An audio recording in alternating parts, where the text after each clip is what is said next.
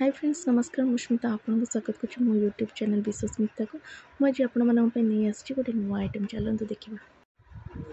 बड़ी जाइए भात आज स्नैक्स आइटम किसी बनाऊँ देखो मुझे कौन बनाऊँ मुझे भात नहीं सुजी गोटे कप नहीं धनिया पत्र कटा नहीं दीटा पिज काटिक नहीं अदा क्रंच कर नहीं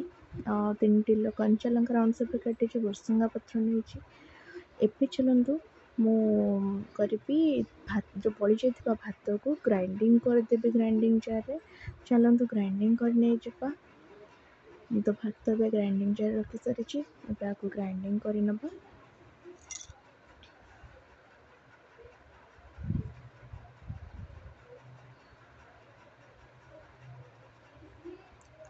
एबे मोर भात ग्राइंडिंग हो जाए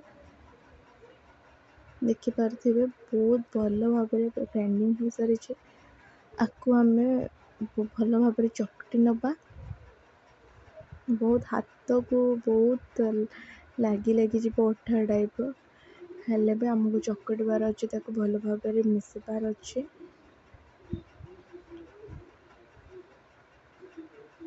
बहुत कम समय आपड़ यहाँ बनई पारे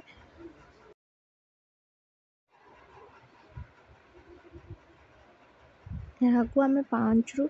10 मिनिट चकड़ी दबा बहुत भल भाव मिक्स करनबा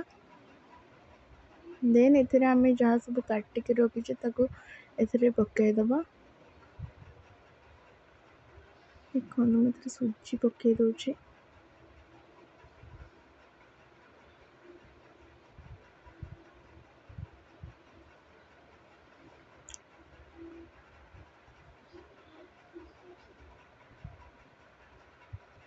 काटिक रखि पियाज पकेली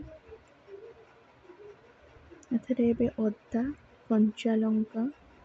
भुसुंगा पत्र को भी पकईदबा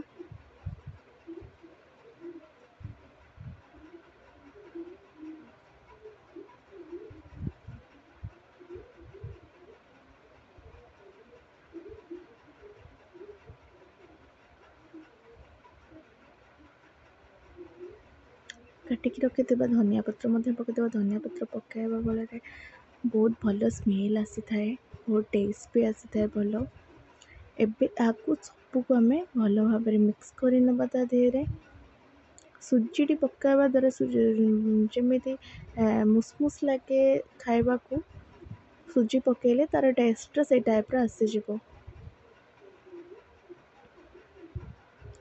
स्वाद अनुसार आम लुण पकईदबा मुझे 2 चामच लुण पकई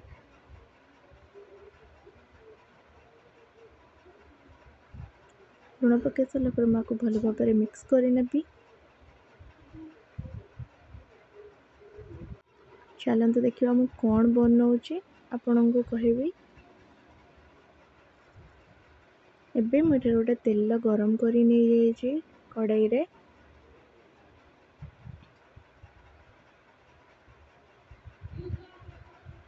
तेल गरम होला पर चकटिक रखिदा मिक्स कर रखिदा से भात और सब जिनस मिक्स कर देखो मुझे कौन बनाऊँ बरा बनाऊँ तो बिना बिरी रे आमे केमिति बरा बनाऊँ सेटा मु आपन को आज कहूँ सुजी पकेले अपन जानते बिरी आम बराटा आमको जो मुसमुस लगे एबे भी आप सेम टेस्ट सेम पाइबे किंतु भात रे आपण चाहिए ताको छाणिकी खाई पारिबे जी कम तेल रे जी डाइट करथिबे चाहिए अपन चाहिए तावारे मध्य सेकिकी मध्य खाई पारिबे तो बड़ी जाइए भात एबे आमको वेस्ट भी करा पड़ेनी बहुत टेस्टी बरा हो पार एथे देखो आपन चाहिए सेकिकी भी खाई पारे आ सेका बराटा बहुत ही टेस्ट लगी थाए छणा अपेक्षा सेकाटा बहुत ही भल लगी थाए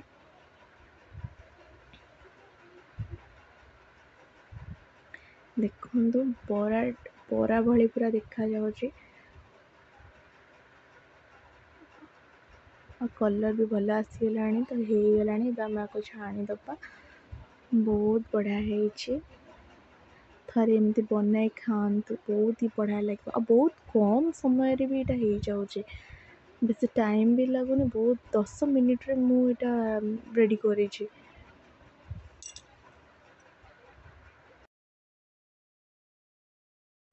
ଏବେ ତ ବରା ଛଣା ସରିଯାଇଛି, ଚାଲନ୍ତୁ ଗୋଟେ ପ୍ଲେଟ୍ରେ ଆମେ ସର୍ଭ କରିଦେବା। ଥରେ ବନେଇକି ଖାଆନ୍ତୁ ଆଉ କମେଣ୍ଟରେ ଜଣାନ୍ତୁ କେମିତି ଆପଣଙ୍କୁ ଲାଗିଲା। ବିନା ବିରିରେ ମୁସମୁସା ବରା ଟେଷ୍ଟି ହେଇଛି, ଆପଣ ବି ଥରେ ଖାଇ ଦେଖନ୍ତୁ।